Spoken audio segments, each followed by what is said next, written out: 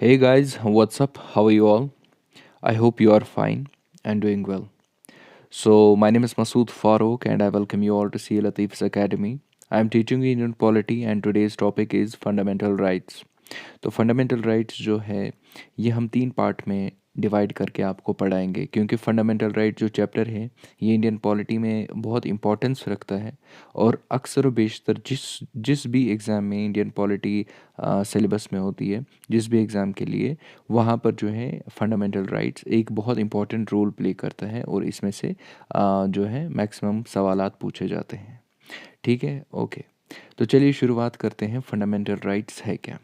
अब fundamental rights अगर हम देखेंगे तो इनको क्या हम बोलेंगे, उर्दू में हम इनको बोलेंगे फंडामेंटल यानी बुनियादी, राइट्स मतलब हकूक़, यानी जो आपके बुनियादी हकूक़ हैं जो कॉन्स्टिट्यूशन ऑफ इंडिया ने डिफ़ाइन किए हैं वो हम इसमें पढ़ेंगे। इंडियन कॉन्स्टिट्यूशन के पार्ट थर्ड में फंडामेंटल राइट्स आपको देखने को मिलेंगे। फंडामेंटल राइट्स जो है ये गारंटेड होते हैं। इंडियन कॉन्स्टिट्यूशन इसकी गारंटी देते हैं कि हर एक इंडिविजुअल को, हर एक पर्सन को विदाउट एनी डिस्क्रिमिनेशन जो है ये राइट्स उस पर एनफोर्स किए जाएंगे। अब एनफोर्स का मतलब क्या है? Enforce against the state. यहाँ पर आपको डेफिनेशन क्लियर हो जाती है। फंडामेंटल राइट्स जो लागू होते हैं वो एक पर्सन पे होते हैं, एक इंडिविजुअल पे होते हैं, यानी सिटीजन्स ऑफ इंडिया, यानी हर एक कंट्री के जहाँ पर भी फंडामेंटल राइट्स हैं वहाँ पर जो है एक जो इंडिविजुअल पर्सन पे ये लागू होते हैं अगेंस्ट द स्टेट, यानी कि स्टेट के कुछ पावर्स हैं, स्टेट के जो जो जो उनके पावर्स हैं उनको रिस्ट्रिक्ट करते हैं, उनको लिमिट करते हैं। ठीक है, तो उनको चेक करते हैं। तो इसीलिए जो है फंडामेंटल राइट्स को लागू किया गया है। यानी स्टेट क्या है वो हम आगे देखेंगे आर्टिकल्स में, बाकी सब चीज़ें इसके बारे में जितने भी डेफिनेशंस आगे होंगे वो हम सब आगे देखेंगे। ओके, ठीक है। तो फंडामेंटल राइट्स को क्या बोलते हैं कि ये एनफोर्स किया जाता है। अब यहाँ पे आप ध्यान रखो, एनफोर्स किया जाता है तो कोई तो बॉडी होगी जो इसको एनफोर्स करेगी। ठीक है, ये सारी चीज़ें अगर होगी फंडामेंटल राइट्स जो है लागू एप्लीकेबल होंगे सिटीजन्स पे अगेंस्ट द स्टेट, ये कौन करेगा? ये कोर्ट्स करेंगे। कौन करेंगे? कोर्ट्स करेंगे। हाई कोर्ट भी कर सकता है और सुप्रीम कोर्ट तो करेगा ही करेगा। हाई कोर्ट के पास लिमिटेड पावर्स होते हैं जो जुडिशल रिव्यू के हैं और सुप्रीम कोर्ट के पास फुल अथॉरिटी होती है। चलिए ये भी हम आगे देखते हैं। ओके, तो अगर हम ओरिजिन देखेंगे कि फंडामेंटल राइट्स जो है आए कहाँ से, बात करेंगे जो फर्स्ट रिटन डॉक्यूमेंट था उसका नाम था मैग्ना कार्टा। और वो क्या था? वो एक ऐसा डॉक्यूमेंट था, फर्स्ट रिटन डॉक्यूमेंट जिसके बारे में फंडामेंटल राइट्स, जहाँ पर फंडामेंटल राइट्स के बारे में बात की गई थी। और वो मैग्ना कार्टा जो है ये एक इवेंट था और ये इवेंट कब हुआ? 1215 में। ठीक है, सन 1215 में ये इवेंट हुआ था जिसका नाम था मैग्ना कार्टा। और वो एक फर्स्ट रिटन डॉक्यूमेंट था जो फंडामेंटल के बारे में बात करता था। ठीक है, okay. The concept of the fundamental rights are inspired from US constitution. देखिए, जो फंडामेंटल राइट्स है इसको हमने बोरो कहाँ से किया, यानी कि हमने जो fundamental rights constitution of India में डाले हैं तो ये हमने कहाँ से लाए हैं। यानी पहले हमने देखा जब मैग्ना कार्टा बना था तो मैग्ना कार्टा एक ऐसा इवेंट था, यहाँ पर ऑब्वियसली कुछ राइट्स दिए गए थे लेकिन कुछ सीक्वेंस नहीं थी, यानी कि अमीर के लिए कुछ था, गरीब के लिए कुछ था, स्टेटस का वहाँ पर ख्याल रखा गया है। तो फिर जो है यूएस कॉन्स्टिट्यूशन, फिर जब यूनाइटेड स्टेट्स ने कॉन्स्टिट्यूशन बनाया है और उन्होंने क्या बोला है? उन्होंने बोला है कि उन्होंने बिल ऑफ राइट्स पास किया, यानी अपने कॉन्स्टिट्यूशन में उन्होंने बिल ऑफ राइट्स जो है मेंशन किया हुआ है। वही बिल ऑफ राइट्स जो है जब हम इंडिया में देखते हैं तो वो फंडामेंटल राइट्स के नाम से हम देखते हैं। उसमें जितने भी बुनियादी हकूक़ हैं वो सारे जो है अमेरिकन कॉन्स्टिट्यूशन ने सबसे पहले अडॉप्ट किए थे और वहीं से हम इंस्पायर, वहीं से जो कॉन्स्टिट्यूशन ऑफ इंडिया के जो फाउंडिंग फादर्स थे वो इंस्पायर हो गए हैं। और फिर डॉक्टर बी आर अम्बेडकर साहब ने जो है अपने कॉन्स्टिट्यूशन में फंडामेंटल राइट्स इंट्रोड्यूस किए। ठीक है, so it was all about the origin of the fundamental rights, ठीक है। तो पहला रिटन डॉक्यूमेंट कौन था जो फंडामेंटल के राइट्स के बारे में बात करता था? Magna carta, okay. तो फंडामेंटल राइट्स जो है कहाँ से बोरो किए हमने? यूएस कॉन्स्टिट्यूशन से, ठीक है, ओके, जिसको अमेरिकन कॉन्स्टिट्यूशन भी बोलते हैं। चलिए, fundamental rights are not absolute rights, they are restricted rights. अब ऐसा नहीं है कि आपको जो है खुली छूट दे रहे हैं कि आपको जो मन में आ जाए आप करो, आप पब्लिक प्लेसेस पर कुछ भी करो। कुछ चीज़ें ऐसी होती हैं जो कि डिसेंसी को लाइक जो है डिसेंसी या मोरालिटी या सोवेरेनिटी या सिक्योरिटी ऑफ इंडिया को जो है उसको मद्देनज़र देखते हुए कुछ जो फंडामेंटल राइट्स हैं उन पे रिस्ट्रिक्शंस लगाना जायज़ है, और वो जो है सब कुछ इंडियन कॉन्स्टिट्यूशन में बिट बाय बिट डिफाइंड है, वो हम देखेंगे। देखिए, फंडामेंटल राइट्स जो है ये एब्सोल्यूट राइट्स नहीं है, ये रिस्ट्रिक्टेड राइट्स है, ठीक है, स्टेट पर भी और इंडिविजुअल पर भी, वो हम चलिए डिस्कस करेंगे। The Constitution itself imposes certain restrictions on individuals in the enjoyment of their fundamental rights, also authorizes Parliament to impose reasonable restrictions। देखिए, यहाँ पर जो मैंने अभी आपको बताया है, कॉन्स्टिट्यूशन जो है खुद ही इम्पोज कर रहा है कुछ सर्टेन रिस्ट्रिक्शंस एक इंडिविजुअल पे, यानी लोगों पे, ठीक है, या और क्या करता है, fundamental right, fully fundamental rights को एंजॉय करने के लिए, यानी कुछ अब कुछ गलत इस्तेमाल ना करें कोई इंसान अपने फंडामेंटल राइट्स को, वहाँ पर जो है रिस्ट्रिक्शंस लगाना जायज़ थी, और वो कॉन्स्टिट्यूशन में लगाई गई है।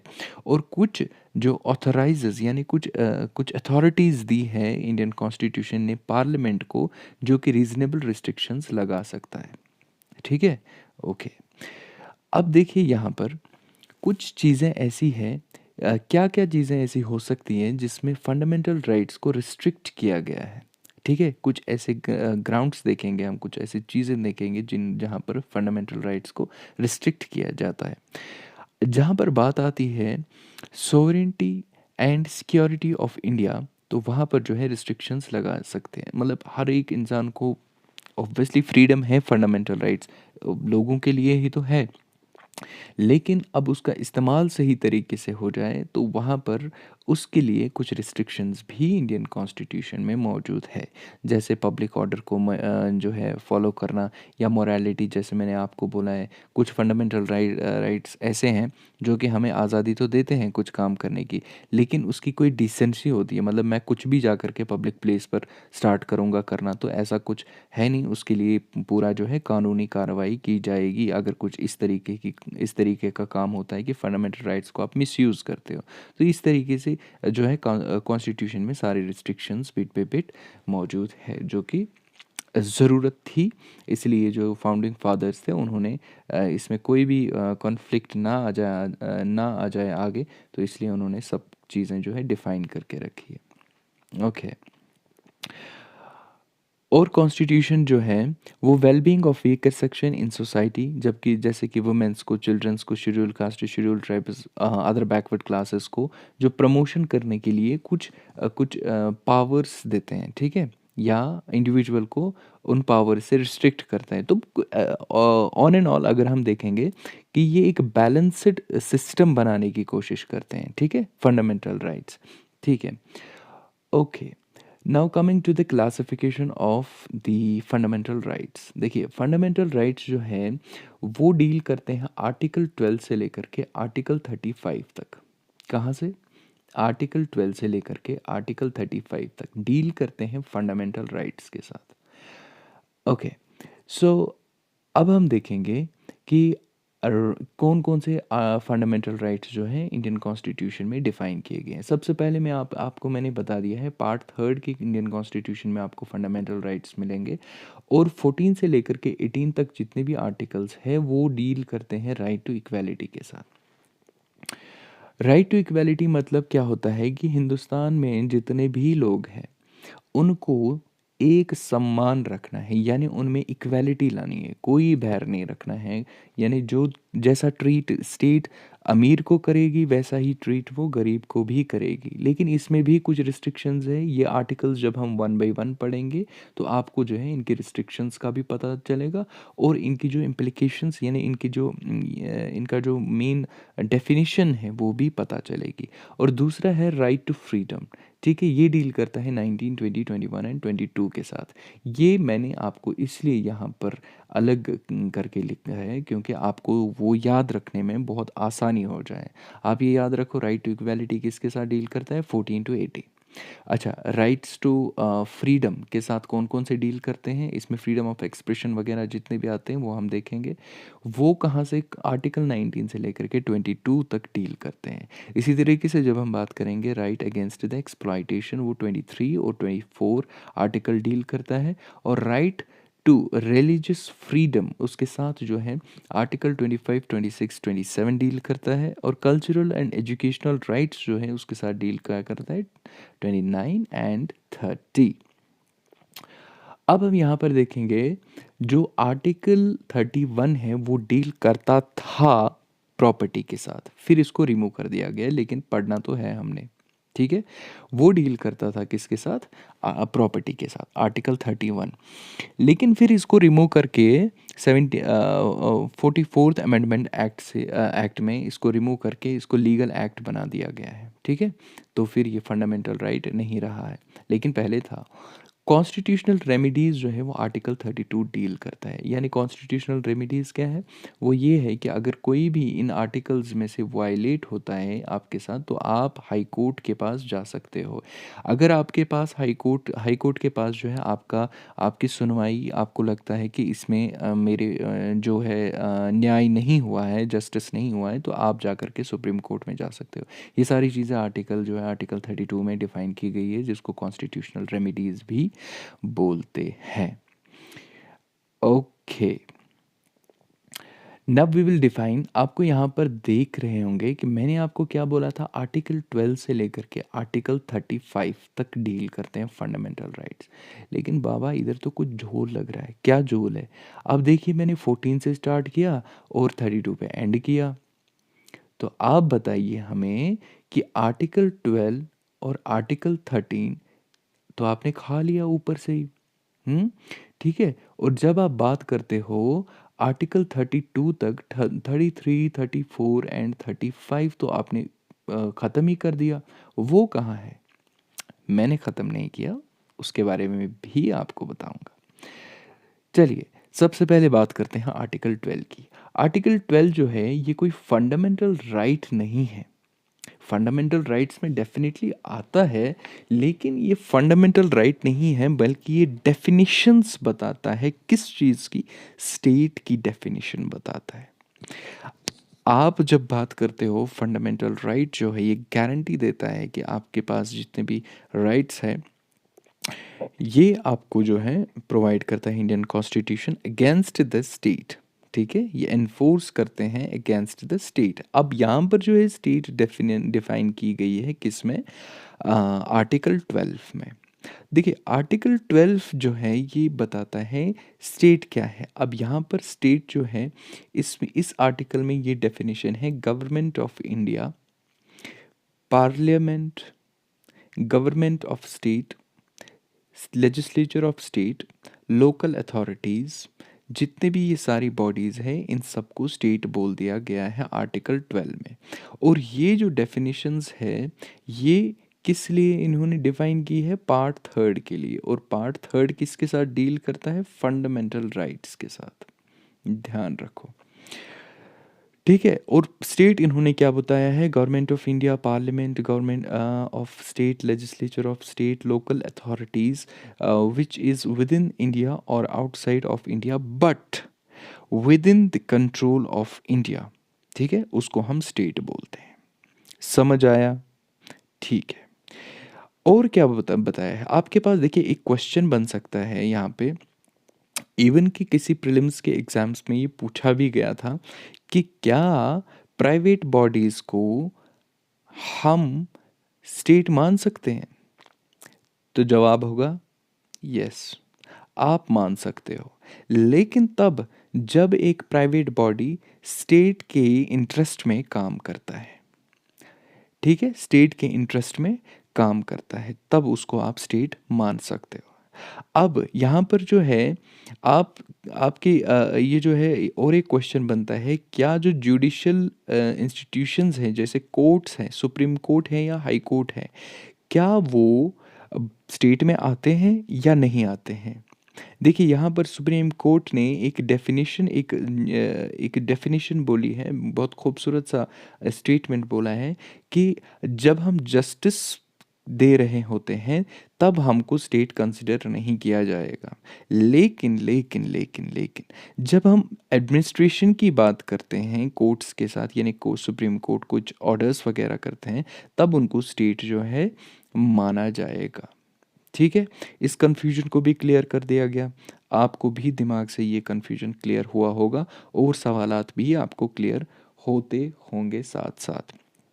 ठीक है, अब बात करेंगे आर्टिकल 13 की। देखिए आर्टिकल 13 जो है वो भी फंडामेंटल राइट नहीं है, लेकिन क्या बोलता है, डेफिनेशन ऑफ लॉ बोलता है, कहता है कि आप जो करोगे, एक्चुअली ये जो है नेगेटिव वे में बोलता है लॉ को क्या बोलता है कि ये लॉ नहीं है, यानी inconsistent, you can not be inconsistent and you can not be in derogation. तो क्या बोलता है, ये एक्चुअली जुडिशियल रिव्यू को डिफाइन करता है। ठीक है, जुडिशियल रिव्यू को डिफाइन करता है, यानी क्या बोलता है, कि लॉ जो है ये चीज़ें लॉ नहीं हो सकती है, ना ही इनकंसिस्टेंट हो सकता है, ना ही डेरोगेशन हो सकता है। ठीक, ओके। तो इसका जुडिशियल, अगर आपके पास यहाँ पर ये सवाल भी आ सकता है, क्या क्या हाई कोर्ट जुडिशियल रिव्यू दे सकता है? तो आपका जवाब होगा यस, लिमिटेड जुडिशियल रिव्यू दे सकता है, लिमिटेड जुडिशियल रिव्यू दे सकता है, और सुप्रीम कोर्ट तो देता ही देता है, ये तो कोई क्वेश्चन ही नहीं बनता। ठीक है, ओके। अब हम बात करेंगे वन बाय वन जितने भी आर्टिकल्स 14 to 18 आते हैं। देखिए आर्टिकल 14 जो है ये डील करता है इक्वालिटी बिफोर लॉ। इतना सा चीज़ जो है हमने कहाँ से लाया है, इंग्लैंड से लाया है, ब्रिटिश जो यूके का कॉन्स्टिट्यूशन है वहाँ से लाया है। और क्या बोलता है article 14, equal protection of laws, equal protection of laws. आप बताइए मास्टर जी, आप क्या बता रहे हो, equality before law, equal protection of law, इसको एक्सप्लेन कीजिए। ठीक है, मैं एक्सप्लेन करता हूँ। देखिए इक्वालिटी बिफोर लॉ बोलते हैं चाहे अमीर हो चाहे गरीब हो, उसका सोशल स्टेटस क्या है, उसका रिलीजियस क्या है, उसका कास्ट क्या है, उसका सेक्स क्या है, उसका यानी उसकी जो भी जिस भी कम्युनिटी से वो होगा, कानून के सामने वो इक्वल है, कानून के सामने हर एक इंसान इक्वल है। तो ये इतना बोलता है इक्वालिटी बिफोर लॉ। और इक्वालिटी बिफोर लॉ के साथ कौन सा आर्टिकल डील करता है, article 14 which is fundamental right. ठीक है, ओके, यहाँ तक ये क्लियर हुआ। ठीक है, अब चलते हैं आगे। Equal protection of law, equal protection जो है, देखिए क्या बताता है ये इक्वल प्रोटेक्शन ऑफ लॉ, बोलता है कि अगर दो, अगर देखिए बोलता है कि no discrimination within the group, no discrimination within the group, but there can be discrimination, there can be discrimination between the groups. यहाँ पर आप कंफ्यूज हो गए होंगे, आप बताते हो कि discrimination within the group नहीं है, लेकिन साथ में बता रहे हो कि डिस्क्रिमिनेशन हो सकती है, लेकिन क्या बता रहे हो, डिस्क्रिमिनेशन हो सकती है between the groups but not with in the groups. इधर मैं आपको समझाता हूँ। देखिए दो इंसान हैं, दोनों की एज 18+ है, मान लीजिए दोनों यानी मच्योर हैं, क्या सही है क्या गलत है, यानी उनका जो मेंटल स्टेटस है बिल्कुल स्टेबल है, दोनों ने मिलकर गलती की है यानी कोई क्राइम किया है, तो दोनों को इक्वल सज़ा मिलेगी। ठीक है, दोनों को इक्वल सज़ा मिलेगी। सेम एज ग्रुप में है यानी 18+ है, मच्योर है, चाहे वो कितने कम है ज़्यादा है लेकिन मच्योर है। अच्छा और ख़राब, सही और बुरा, यानी कि इस चीज़ में डिफरेंशिएट करने की सलाहियत है उनमें, यानी कि they have capability to differentiate between right and wrong, and if they are doing the same mistake, same judgment, same punishment will be given to the both criminal.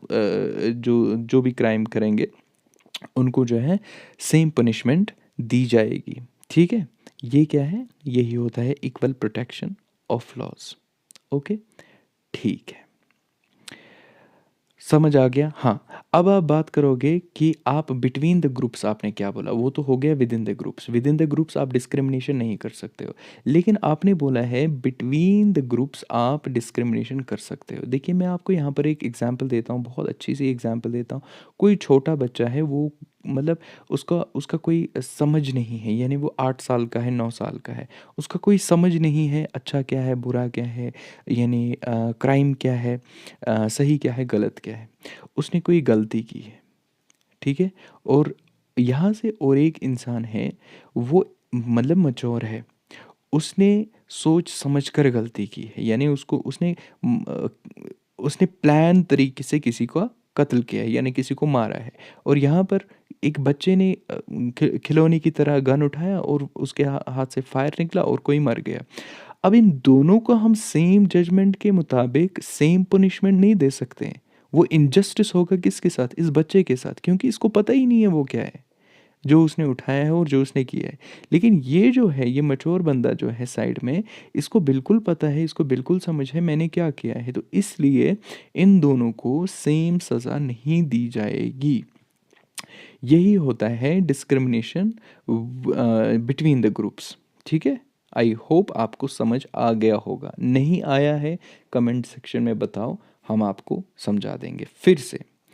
ठीक, ओके, चलिए चलते हैं आर्टिकल 15 पे। आर्टिकल 15 क्या बोलता है, बोलता है prohibition of discrimination on certain grounds. बोलते हैं डिस्क्रिमिनेशन नहीं चलेगी। यहाँ पर इस चीज़ को मैंने अंडरलाइन किया है, आपने सोचा ही होगा क्यों अंडरलाइन किया है, कुछ तो गड़बड़ है इसमें, कुछ तो बोलेंगे। हाँ, सुनिए फिर, अगर बोलने के लिए आप इंतज़ार, मेरे बोलने के लिए आप इंतज़ार कर रहे हो। देखिए क्या बोलते हैं, आर्टिकल 15 जो है वो बोलता है prohibition of discrimination on certain grounds, यानी कि डिस्क्रिमिनेशन जो है नहीं हो सकती है। आप डिस्क्रिमिनेट नहीं कर सकते हैं लोगों को कुछ ग्राउंड्स, यानी कुछ चीज़ों में, जिसमें सिर्फ और सिर्फ क्या आता है, रेस, कास्ट, रिलीजन, सेक्स और प्लेस ऑफ बर्थ। इन सब चीज़ों पे आप जो है डिस्क्रिमिनेट नहीं कर सकते हो एक इंडिविजुअल को। ये कौन बताता है, आर्टिकल 15 बताता है। ठीक है, और कुछ कुछ डिस्क्रिमिनेशन जो है उसमें कुछ डिस्क्रिमिनेशन जो है मतलब कर सकता है, स्टेट कर सकता है उसमें, यानी किसी कम्युनिटी को वो एम्पावर करना, मतलब किसी कम्युनिटी को अगर स्टेट को एम्पावर करना है, ठीक है, तो उनको वो जो है उनके लिए वो डिस्क्रिमिनेट कर सकते हैं, वो डिस्क्रिमिनेशन कर सकते हैं, उनको वो पावर है। लेकिन इन सारी चीज़ों पर वो डिस्क्रिमिनेशन नहीं कर सकते हैं, ये आर्टिकल 15 बताता है। ठीक है, ओके, और इसी के अंडर अगर आप देखोगे, आर्टिकल 15 सब क्लॉज 3 में जो कॉन्स्टिट्यूशन बताता है, वो बताता है कि आप एम्पावर करें और स्पेशल प्रोविजंस दें, किन को, protection of women and children को। ध्यान रहे, ये सवाल आ सकता है।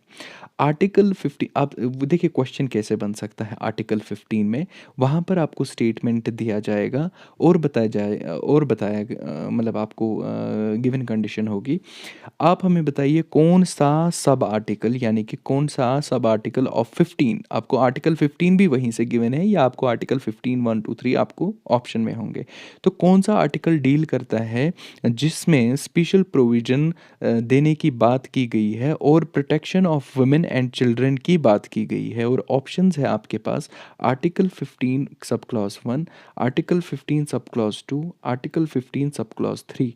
तो ध्यान रखें, जो जो protection of women and children की बात करते हैं वो आर्टिकल 15 सब क्लॉज 3 बात करता है। ठीक है, ओके, तो इसी के हवाले से ये जितने भी डिस्क्रिमिनेशन है, ये पॉजिटिव डिस्क्रिमिनेशन है, यानी कि ये स्टेट में एक एक इम्पोर्टेंस की तरीके से हम ये डिस्क्रिमिनेशन कर सकते हैं। और अगर बात करेंगे जो बैकवर्ड क्लासेस की उनको जो रिजर्वेशंस देते हैं, रिजर्वेशंस हम प्रोवाइड करते हैं, है ना? तो जॉब अपॉर्चुनिटी में या किसी भी चीज़ में, वो भी इस आर्टिकल के साथ डील करता है। वो डिस्क्रिमिनेशन भी अलाउड है। और कौन कौन आर्टिकल कौन से 15 के कौन से sub clause article sub article में है वो हो गया है 15th of 4। ठीक है, आर्टिकल 15 सब क्लॉज 4 में ये चीज़ मेंशन की गई है कि जो बैकवर्ड क्लासेस हैं उनके लिए आप स्पेशल प्रोविज़न दे सकते हो। ठीक है, उनके लिए आप स्पेशल प्रोविज़न दे सकते हो। और ये एक्सेप्शन केसेस हैं जितने भी मैंने आपको बताया ना, protection of women and child, और बैकवर्ड क्लासेस को जो है आपको स्पेशल प्रोविजंस देने हैं, ये सारे जो है एक्सेप्शंस है आर्टिकल 15 के। यहाँ पर आपको समझ आ गया होगा कि किस तरीके की डिस्क्रिमिनेशन हम आर्टिकल 15 होने के बावजूद भी कर सकते हैं। ठीक, ओके। ठीक है, अब बात करते हैं आर्टिकल 16 की। देखिए, आर्टिकल 16 क्या बोलता है? Equality of opportunity in matters of public employment, यानी रिजर्वेशंस अंडर आर्टिकल 16 4 की अगर हम बात करेंगे। हाँ, पहले मैं आपको बता दूं ये आर्टिकल की डेफिनेशन जो है यहाँ से यहाँ तक कहता क्या है, फिर आपको ये सब क्लॉज 4 वगैरह आपको समझ आ जाएगा। कहता है कि एक कंट्री में आप जो है हर एक इंसान को, हर एक इंडिविजुअल को इक्वल अपॉर्चुनिटी दोगे जितने भी पब्लिक एम्प्लॉयमेंट होगी। पब्लिक एम्प्लॉयमेंट मतलब जैसे पब्लिक सेक्टर यूनिट्स में, यानी कोई भी रोज़गार आप फराहम करते हो एक एम्प्लॉयर होने के नाते, तो आपको हर एक जो है, हर एक इंडिविजुअल को ये अपॉर्चुनिटी देनी है कि वो एम्प्लॉयमेंट हासिल करें।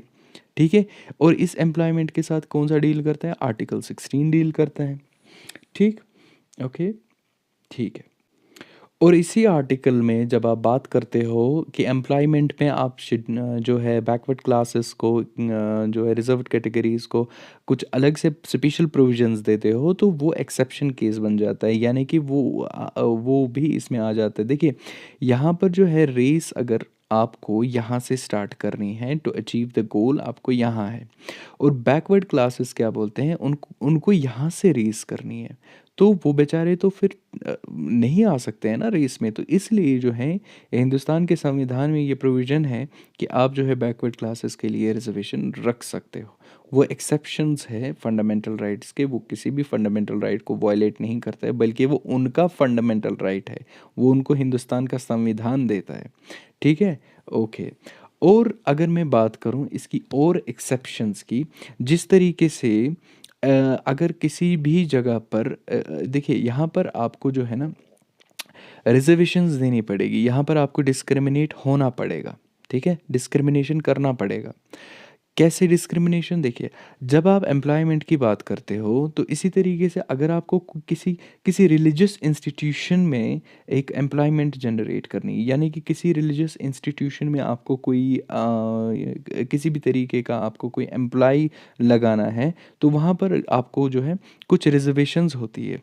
अब बात करते हैं हम जो फॉर एग्जांपल जामा मस्जिद का इमाम है, दिल्ली के जामा मस्जिद का इमाम है, वो तो मुसलमान को ही होगा ना, तो वहाँ पर तो डिस्क्रिमिनेशन होगी। वो तो देखिए, जामा मस्जिद का इमाम तो मुसलमान ही होगा ना, वहाँ कोई हिंदू तो नहीं जा सकता। या शंकराचार्य का जो पंडित है वो हिंदू ही बन सकता है, वो मुसलमान या कोई और मज़हब का तो नहीं हो सकता। तो यहाँ पर भी डिस्क्रिमिनेशन जो है वो वैलिड रहती है। और यही जो मज़हब के बेस पर जब हम ये एम्प्लॉयमेंट जनरेट करते हैं किसी भी रिलीजियस इंस्टीट्यूट में, तो वो एक्सेप्शन बनती है आर्टिकल 16 की। ध्यान रखें, मैं ये एग्जांपल्स इसलिए दे रहा हूँ, वहाँ पर एग्जांपल्स भी आ सकती है और बताएंगे कि ये किस आर्टिकल की एक्सेप्शन है। ठीक है, ओके। तो इसलिए मैं ये सारे एग्जांपल्स आपको साथ में दे रहा हूँ। ठीक, ओके। और हाँ, यहाँ पर आपको ये जो मैंने आपको पहले ही बताया था 16(4), यानी कि 16 आर्टिकल 16 सब क्लॉज 4 जो है ये डील किसके साथ करता है? Reservations of backward classes, reservation of backward classes in जो है एम्प्लॉयमेंट मैटर्स। एम्प्लॉयमेंट मैटर्स के साथ जो भी रिजर्वेशन है बैकवर्ड मैटर्स की, बैकवर्ड क्लासेस की, वो कौन सा आर्टिकल डील करता है? आर्टिकल 16 में जो employment opportunities, equality of opportunity in the matters of public employment है, उसका जो आर्टिकल 16A है वो डील करता है कि आपको जो है प्रोविज़न रखना पड़ेगा, उनके लिए आपको स्पेशल प्रोविज़न रखना पड़ेगा, किन के लिए? जो रिज़र्व्ड बैकवर्ड क्लासेस होंगे उनके लिए, ठीक है? तो उनके लिए एक बाज़ाब्ता एक संविधान उनको इजाज़त देता है कि आपके लिए एक स्पेशल प्रोविज़न रखा जाता है। यानी कि यहाँ पर भी आपने जो है डिस्क्रिमिनेशन की है, जो कि जायज़ डिस्क्रिमिनेशन है, कोई मतलब कोई अनएथिकल या इल्लीगल नहीं है, जो कि संविधान उनको देता है। क्योंकि उनको उनको ऑलरेडी बहुत सारी प्रॉब्लम्स होती हैं, उनके साथ जो है जिसके पास बहुत सारी हर कोई फैसिलिटी होती है, और जो रिमोट एरियाज़ के होंगे, ज़ाहिर-सी बात है, शेड्यूल्ड ट्राइब्स या शेड्यूल्ड कास्ट, उनके पास वो सारी फैसिलिटीज़ नहीं होती है। तो इसलिए उनको जो है ये रिज़र्वेशंस दी जाती है, और इनको ये बिल्कुल बाज़ाब्ता संविधान में, ये कॉन्स्टिट्यूशन में कॉन्स्टिट्यूशनल राइट है उनका कि वो ये सब चीज़ें जो है रिज़र्वेशंस ले लें। इसमें किसमें? Opportunity in matters of public employment. ठीक है। Okay, now coming to the Article 17. Article 17 is talking about the abolition of untouchability. देखिए, अनटचेबिलिटी में हिंदुस्तान में जब हम बात करते हैं, जब हम पढ़ते हैं पुराने ज़माने में, यानी कि जो जब तक ये संविधान नहीं बना था, तब तब से उससे पहले जब हम पढ़ते हैं या सुनते हैं, तो एक बहुत बड़ी प्रॉब्लम थी हमारे समाज में कि अनटचेबिलिटी का जो है मसला हमारे सामने बार बार आता था। यानी वो क्या था, वो ऐसा था कि दलित्स को जो है मज़हबी जगहों पर, यानी कि मंदिरों में, यानी जहाँ पर वो इबादत कर सकते थे, यानी अपनी अपनी रिलीजियस प्रैक्टिसेस कर सकते थे, वहाँ अंदर उनको नहीं जाने देता था। ठीक है? यानी उनको जो है पब्लिक रिसोर्सेज यूज़ नहीं करने देते थे, बोलते थे कि आप ये यूज़ नहीं कर सकते हो। इसी तरीके से उनको जो है बहुत सारी चीज़ें नहीं करने दें, उनके साथ टच करना भी एक एक किस्म का वो उस टाइम के ज़माने में जो है बुरा मानते थे सोसाइटी में, ठीक है? और उसी प्रॉब्लम को ख़त्म करने के लिए जो है आर्टिकल 17 आया है कि इस आर्टिकल में ये लिखा गया है कि अनटचेबिलिटी को ख़त्म किया जाएगा। और अगर कोई इंसान इसके बावजूद भी इस अनटचेबिलिटी को फॉलो करता है, वो यानी दलित्स को, यानी जो है उन लोगों को कुछ बुरा भला बोलते हैं, है ना? किसी डेरोगेटरी नाम से पुकारते हैं, तो वो एक क्रिमिनल ऑफेंस है, उसके खिलाफ जो है कानूनी कार्रवाई की जाएगी। और ये जो है ये सारी बातें आर्टिकल 17 में डील करते हैं। अब आपको शॉर्ट में ये याद रखना है, जो आर्टिकल 17 है वो डील करता है एबॉलिशन ऑफ अनटचेबिलिटी के साथ। फिर आपको सारी चीज़ें खुद ब खुद दिमाग में आ जाएंगी, हाँ ऐसे ऐसे चीज़ें होती थी। Article 17 is dealing with what? Abolition of untouchability. ठीक, ओके। नाउ अब जो है, अब बात करेंगे राइट टू इक्वालिटी का, जो लास्ट आर्टिकल है, मैं बात कर रहा हूँ राइट टू इक्वालिटी का। राइट टू इक्वालिटी कहाँ से स्टार्ट होते हैं? 14 से 18, ठीक है, 14 से 18। आर्टिकल 18 क्या बात करता है? बोलते हैं एबॉलिशन ऑफ टाइटल्स, यानी कि कोई भी टाइटल हिंदुस्तान में नहीं होगा। अब ऐसा नहीं है कि मिलिट्री टाइटल उसको मिला है, एकेडमिक टाइटल मिला है, तो उसको वो भी छीना जाएगा, ऐसा बिल्कुल भी नहीं है। लेकिन जैसे फॉर एग्ज़ाम्पल ऐसा है कि कोई डायनास्टिक टाइटल होता था यहाँ पे, यानी वो महाराजा का बेटा है, उसको मतलब आपको टाइटल्स, यानी आपको मेरिट के हिसाब से जब टाइटल आपको मिलते हैं तो वही आपको रहेंगे। ऐसा नहीं है कि आप जो है डॉक्टर के बेटे हो तो आप डॉक्टर ही बन जाओगे, आप वकील के बेटे हो तो आप वकील ही बन जाओगे, आप ये जो है इंजीनियर के बेटे हो तो आप इंजीनियर ही, आपको इंजीनियर का ही टाइटल मिलेगा, ऐसा बिल्कुल भी नहीं है। या डायनास्टिक कोई जो है टाइटल है वो आपको नहीं मिलेगा। अब आपको क्या मिलेगा? देखिए, ये आर्टिकल 18 जो है, इसमें कुछ ऐसे, जैसे जैसे फॉर एग्ज़ाम्पल किसी को मिला है किसी को जो है नेशनल अवार्ड मिला है, ठीक है? भारत रत्न अवार्ड, पद्मा भूषण और पद्माश्री अवार्ड मिला है, वो सारे इसमें नहीं आते हैं। ऐसा नहीं है कि उनके टाइटल्स को आर्टिकल 18 ख़त्म कर रहा है, नहीं, नहीं, नहीं। उसके साथ वो डील ही नहीं करते हैं। वो जो उनको अवार्ड्स है वो नेशनल अवार्ड्स उनको दे रहे हैं, तो वो उनके टाइटल्स बाज़ाब्ता है। डायनास्टिक जो टाइटल्स हुआ करते थे पुराने ज़माने में, उनको ख़त्म किया गया है। ठीक है? उनको ख़त्म किया गया है। तो इसी तरीके से जब हम मिलिट्री की बात करेंगे, वहाँ पर कर्नल होता है, मेजर होता है, या जितने भी टाइटल्स हैं वो उनको है, उसको भी इसके साथ लेना देना नहीं है। और जब हम बात करते हैं डायनास्टिक टाइटल्स की, उनको ख़त्म किया गया है। यानी कि मैं जो हूँ बड़े बाप का बेटा हूँ, तो फिर मैं इस तरीके से चलूँगा, जो मुझे मन में आ जाए मैं करूँगा। तो वो सारी चीज़ें जो है ख़त्म किया गया है। और वो कौन से आर्टिकल से ख़त्म किया गया है? Article 18 of constitution of India, जो कि फंडामेंटल राइट्स में आते हैं। देखिए, ये आर्टिकल जो है बहुत ज़्यादा इम्पोर्टेंट है, और मुझे नहीं लगता था कि मैं इस आर्ट में फंडामेंटल राइट्स को एक ही चैप्टर में, एक ही वीडियो में कंप्लीट करूं, क्योंकि ये जस्टिस नहीं होगा फंडामेंटल राइट्स के साथ। इसीलिए जो है मैं इसको 3 पार्ट्स में जो है आपके सामने प्रेज़ेंट करूँगा। ठीक है? 3 पार्ट्स में। आज एक आया है, ये राइट टू इक्वालिटी ख़त्म हो गया 14 टू 18। कल जो है आपके पास आर्टिकल 19 से लेकर के आर्टिकल 22 तक आ जाएगा। ठीक है? वो है राइट टू फ्रीडम, और उसके बाद जो है तीसरे लेक्चर में हम ये सारा ख़त्म करेंगे। तो उसके बाद लास्ट के लेक्चर के बाद आपको जो है सी ए लतीफ़ एकेडमी ऐप पर आपको इन तीनों लेक्चर्स का एक कंबाइंड पीडीएफ मिलेगा, जो कि आपको